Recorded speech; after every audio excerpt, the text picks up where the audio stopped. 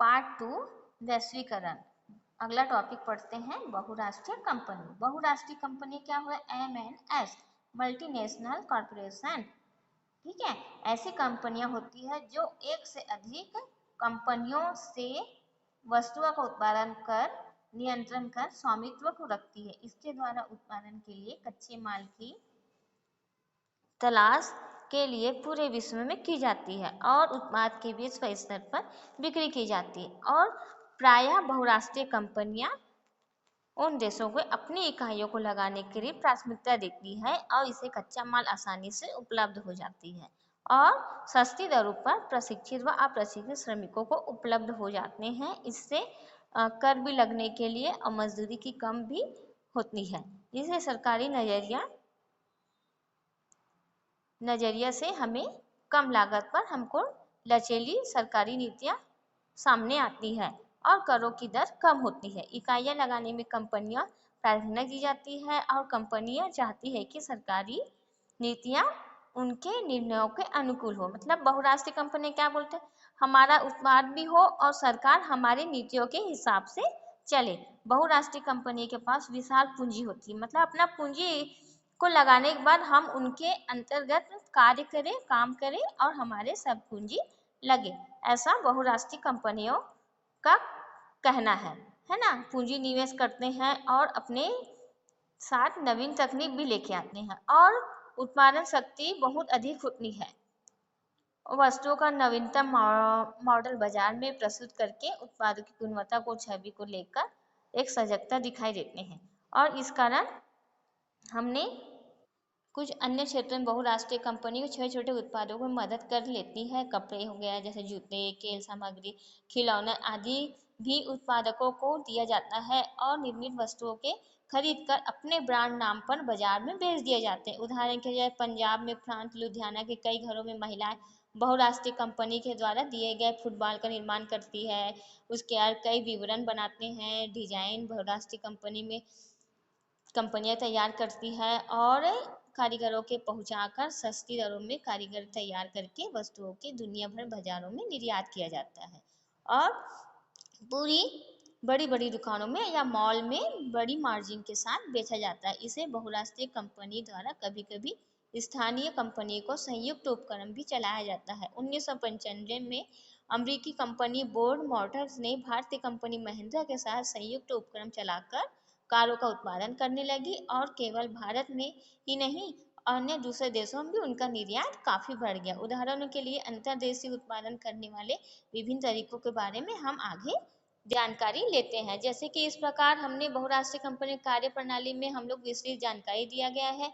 लगातार बढ़ती जाती है और प्रतिस्पर्धा में आगे रहते हैं। छोटी कंपनियां उत्पादकों के अधिग्रहण करके उनकी उत्पादन प्रक्रिया केंद्रीकृत होने लगी और इससे मजबूत होती गई क्या?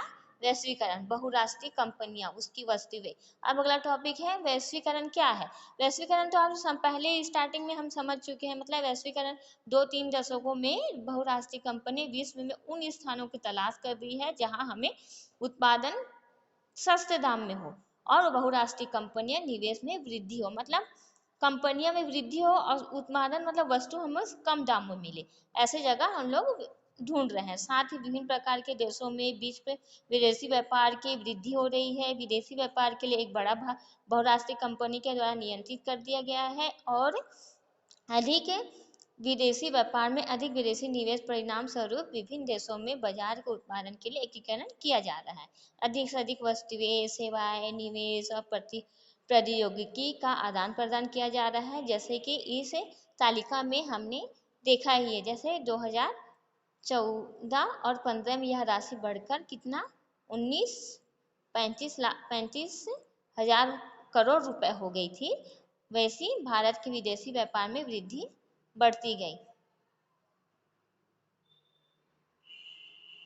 ये तालिका भी हमने देखा है कि आयात निर्यात में आंकड़े देखे हैं हम लोग। आयात निर्यात के आंकड़े आगे बढ़ते गए 2015-16 से अपेक्षा अब 2020-21 तक बहुत आगे बढ़ चुकी है। अगला टॉपिक है वैश्वीकरण के कारक। मतलब प्रौद्योगिकी क्या होती है। वैश्वीकरण की प्रक्रिया तीव्र गति से सूचना एवं संचार के ICT information and corporation technology का विकास महत्वपूर्ण भूमिका निभाई गई। कौन? हम जानते हैं कि mobile, email, e commerce, WhatsApp आदि के सुविधाएं हमारे जीवन के लिए बहुत प्रमुख अंग हो गई है और उपग्रह के विकास के भी इस सूचना तंत्र के लिए काफ़ी आसान बना दिया गया है। हमने पहले बेंगलुरु के लिए एक उदाहरण के में लिया था कि काम इस तकनीक में कारण ही संभव हो पाता है और फायदा उठाकर इन्हें कारोबार में फैला रही है। ऐसे इसलिए ये क्योंकि ये हमारा इंटरनेट सुविधा उपलब्ध करा रही है। इससे उत्पादन के संबंधित विश्लेषण करना, आधार का निर्णय लेना काफी आसान हो गया है और पूरी व्यवस्था एक ही स्थान पर नियंत्रित किया जा सकता है। बैंकों के लिए भी काफी बदलाव आ गया है, जैसे आरटीजीएस के माध्यम से लेन देन करना अब काफी आसान हो गया है। ये क्या है? प्रौद्योगिकी जिसमें हमें मोबाइल, ईमेल, ई कॉमर्स से हमें आसानी से कोई भी चीज आसानी से हो जाता है, कोई भी काम जल्दी हो जाना, ये हमारी सुविधा है। जैसे परिवहनों के साधनों का अत्यधिक विकास होना ही वैश्वीकरण का एक प्रमुख कारण है। आज विदेशों में माल भेजने बंदरगाहों से बड़े बड़े कंटेनरों वस्तुओं को एवं पैक कर दी जाती है और कंटेनर समान आकार में बने होते हैं। इस कारण द्वारा माल की जहाजों के लद्दाख में उतरना आसानी से हो जाता है। आजकल जिसमें सामान लंबे समय तक सुरक्षित रहता है। पूरे विश्व में लगभग 360 मिलियन कंटेनर लंबे डिब्बे आजकल माल परिवहन हेतु इधर से उधर पहुंचाए जा रहे हैं, है ना।